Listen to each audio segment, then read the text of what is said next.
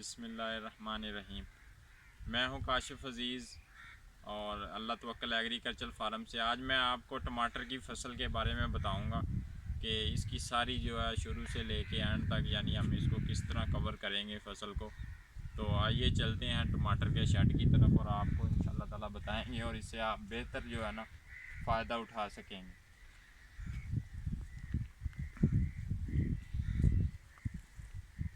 जी, मैं आपको पनीरी के बारे में बताता हूँ। पनीरी हमने 24 सितंबर को लगाई है और हमने ये ट्रे में पनीरी लगाई और इसमें जो है ना पिट मॉस इस्तेमाल की। ये हमने ट्रे जो इस्तेमाल की उसमें ये 200 यानी 200 होल्स वाली हमने ट्रे इस्तेमाल की। और ये वैरायटी है हमारी वो है रेड रॉक F1। ये ओकरा सीड है, उसकी कंपनी नेम है। और इसका जो है ना ये क्या नाम है इसका, रेड रॉक F1 है। तो ये हम इसलिए लगा रहे हैं, ये हमने 24 सितंबर को काश्त की थी। ये कहते हैं कि ये ज़रा ना जल्दी जो है वो रेड हो जाती है, इस वजह से इसका नाम भी जो है ना रेड रॉक जो है ना वो उन्होंने कंपनी ने डाला। तो इस वजह से 13 अक्टूबर को इसको ज़मीन में शिफ्ट किया। तो इसमें पनीरी में हमने पनीरी की हमने आप वीडियो अपलोड की थी, आपने देखी होगी और उससे फ़ायदा उठाया होगा। अब हम इसमें बात करेंगे कि जब हमने इसमें ज़मीन में जो है वो ट्रांसफ़र की 13 अक्टूबर को, तो 13 अक्टूबर के बाद इसमें क्या क्या काम हुए उसकी हम तफसील आपको बताते हैं। तो आइए सबसे पहले जब हमने पनीरी लगाई तो पनीरी जो थी वो यानी इतनी बड़ी नहीं होनी चाहिए कि जब आप ज़मीन में उसको लगाते हैं तो जो है ना वो पौधा ज़्यादा बड़ा हो तो वो ज़्यादा जल्दी ग्रोथ नहीं करता। इस वजह से हमने तकरीबन 3 से 4 इंच की जो पनीरी थी वो ज़मीन में लगा दी थी। और उसकी भी एक बात का ख्याल रखना, जब आप पनीरी लगाते हैं तो उसमें जो मट्टी होती है ना उसकी कोन शेप वो उसमें निकलनी नहीं चाहिए। वो उसको आप पहले पानी दे लें ताकि वो जमी रहे और जो है ना ज़मीन में वैसे ही उसकी जड़ें लग जाएं और जो है पौधा परवान चढ़ना शुरू हो जाए।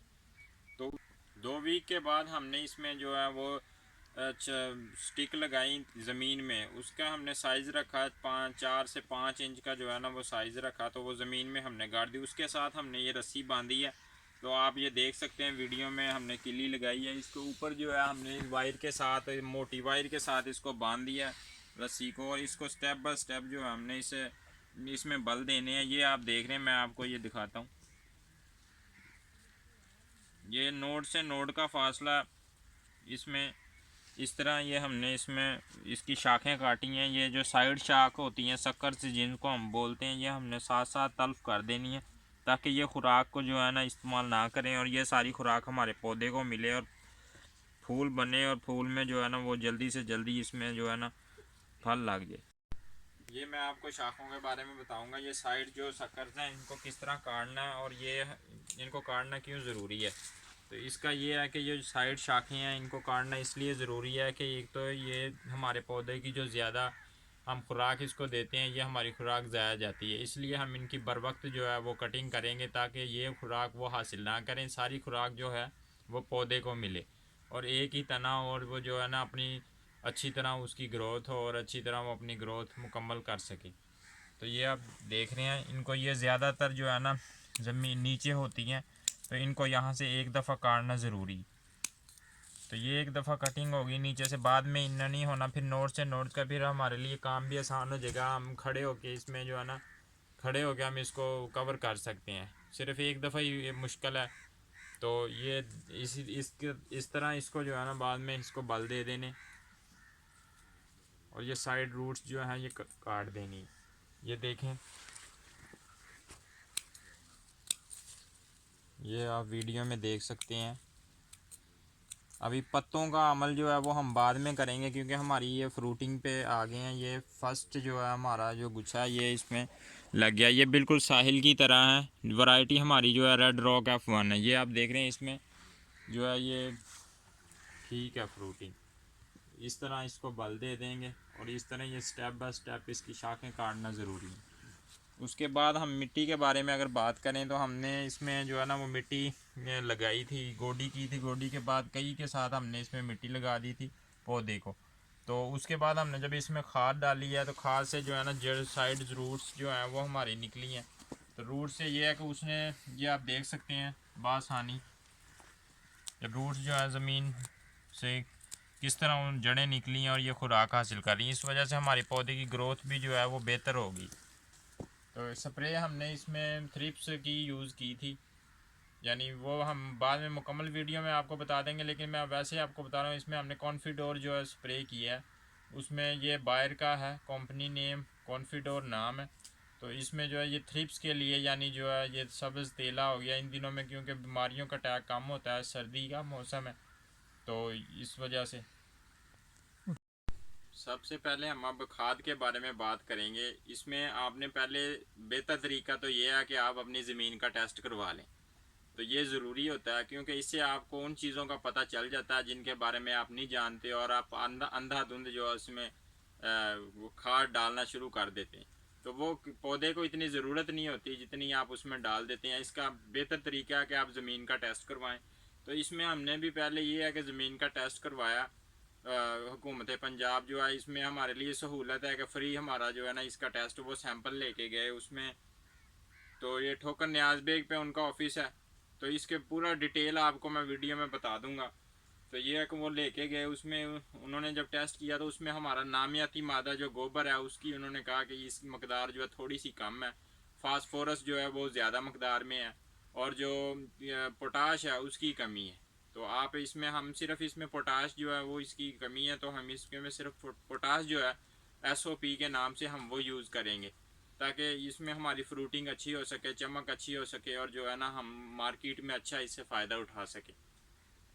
तो उसके बाद हमने ज़मीन की तैयारी में पहले जो है DAP की भी ज़रूरत नहीं है, क्योंकि DAP अगर डालते हैं तो उसमें लेयर बन जाती है जिससे पानी जो है ना अब्जॉर्ब नहीं होता, ज़मीन में पानी खड़ा रहता है, तो जड़ें जो है ना वो नशोनुमा नहीं करती। तो इसमें सिर्फ पोटाश की और नामियाती मादा गोबर जो है इसमें हम जो है जो रूढ़ी है यानी लेयर की जो मिल जाए अगर दूसरी, वो हम इसमें यूज़ करेंगे, क्योंकि ऊपर भी हमने पॉलीथीन डाला हुआ है। ठीक है, तो इसकी भी ऊपर से भी हीट होगी। अगर हम पौधे को वो चीज़ दे देंगे तो वो पौधे की जो उसको हीट मिलेगी, क्योंकि हमने मैल्चिंग नहीं की। वो इसलिए नहीं की कि हमने गोडी जो है इसकी ज़रूरत होती है, भी गोडी इसको करें। अब देखते हैं सर्दियों में तो इसको गोडी जितनी होगी, जितनी गोडी उतनी डोडी।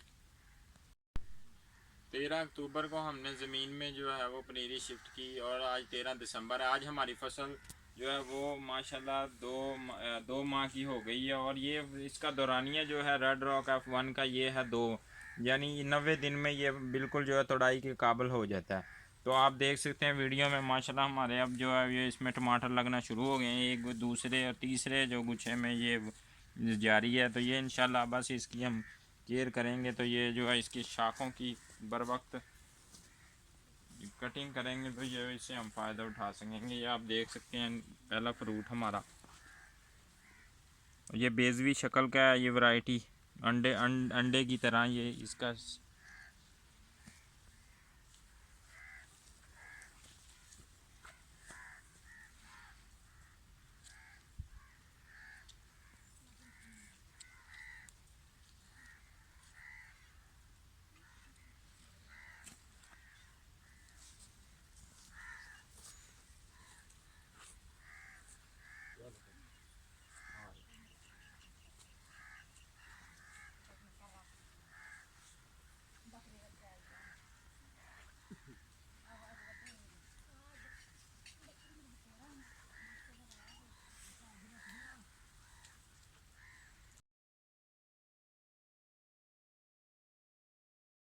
टेम्परेचर के बारे में बताऊंगा इसमें ज़रूरी, क्योंकि टेम्परेचर का ये ख्याल रखना बहुत ज़रूरी है। आप इसमें टेम्परेचर गेज लगा सकते हैं, उसमें आप पता चल जाएगा कि हमारे शेड में ह्यूमिडिटी कितनी है, हवस कितनी है, और इसमें टेम्परेचर कितना है। इसके लिए आइडियल जो टेम्परेचर है वो 15 से 25 के दरमियान होना चाहिए।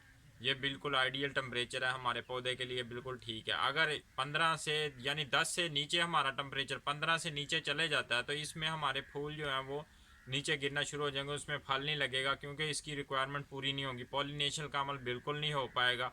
उसके बाद अगर यही टेम्परेचर हमारा 30 से 35 डिग्री सेंटीग्रेड तक चले जाता है, लेकिन ये ज़्यादा नहीं है क्योंकि अब सर्दी का मौसम है, सूरज नहीं इतना निकलता। लेकिन जब इसका हम शॉपर उतारेंगे उसके बाद जो है ये टेम्परेचर बढ़ेगा, उस टाइम आपने उन दिनों में ख्याल रखना बहुत ज़रूरी। तो ये है कि अगर आपका टेम्परेचर बढ़ता है तो उससे भी हमारे पौधे को नुकसान है, इसमें फूल जो है वो नीचे गिरना शुरू हो जाएंगे ज़्यादा गर्मी की वजह से, और इसमें फल नहीं बन पाएंगे।